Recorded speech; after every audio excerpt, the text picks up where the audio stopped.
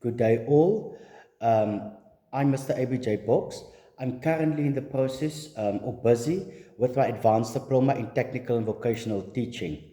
I will be conducting this assessment because it counts towards our subject or module teaching practice part B. As students, we are supposed to conduct a lesson plan regarding the specialization subject and give reflection on that. This must all be part of the video. I thank you. My subject discipline is management communication, and the subject that I will be specializing in and have chosen is communication in four. The topic that I have selected is communication in four. It's especially for students or participants studying in the same field of study. Um, about communication, communication is about sharing ideas, information within a context. No matter how difficult the context may be, we need to share information in such a way that all participants end up understanding the communication in the same way. This is called effective communication. In the workplace, communication drives the interaction between workers, between management and workers, between organization and the public.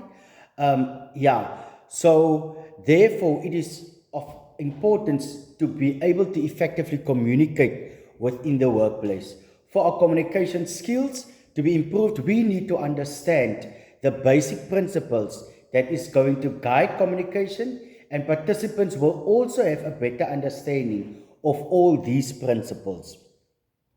My focus is on the following. I took one section from effective communication within the module, communication in four. I took the section one. So by starting off with section one, effective communication, 1.1, why it's called it's about the importance of effective communication. 1.1, the first question, why effective communication is important in the workplace. Effective communication is important in the workplace because so many tasks that are performed regularly depend on it. So if we can communicate effectively, we can perform the following communication tasks. I plotted down 10. So the following tasks can be done. You can obtain accurate information. You can provide accurate information to others. You can provide a more efficient service to clients or stakeholders. The company can negotiate deals, approach problems logically to solve problems, you can prevent and handle conflict situations, ensure effective teamwork through effective group discussions. You can conduct successful meetings. You can reduce queries, queries, complaints, and possible legal actions taken against the company. And the last one is you can also promote good public image. 1.2, advantages of effective communication within the workplace. There are many advantages to be gained in the workplace if communication takes place effectively. Some of them are the following, namely the sound interpersonal relations with work colleagues and clients are established, positive attitudes towards your work and the workplace take over, the staff feel motivated to do their best, productivity increases, people work hard, clients are satisfied and return to do more for the business and bring their friends along.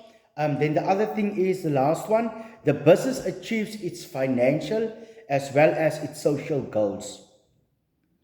The subject outcomes and or learning outcomes, students demonstrate the ability to effectively communicate. One, to be able to effectively communicate and to perform communication tasks as prescribed by the employer. Point two, to apply basic principles that guides communication. Point three, to be able to answer questions and point three, answer questions on the importance and advantages of communication. And then the last one, to incorporate explicit feedback into their work to improve their performances. Then ways to teach the subject, I'll make use of visual representation, schedules, body language and gestures, signs, symbols, instruments or objects, and then also make use of comic strips. Then the response of students when I teach the subject, how is the response going to be? I believe students will find my classes interesting because I gain valuable knowledge on how to facilitate in presenting this specific subject.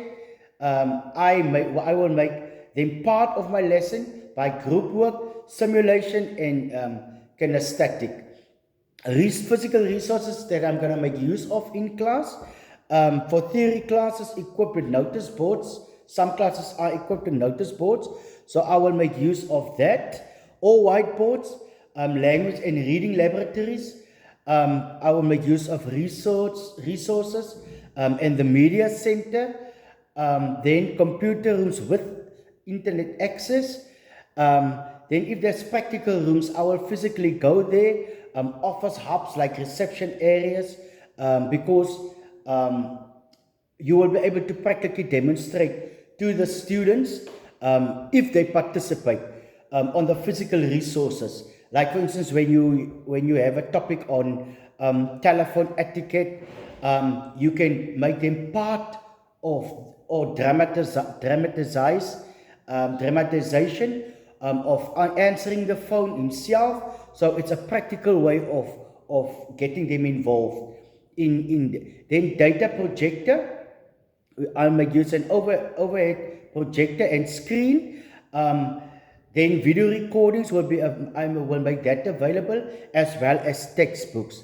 Other ways of innovation, ways of teaching within the classroom setup, breaking down complex concepts into smaller pieces so they will be able to understand the topics or the concepts better.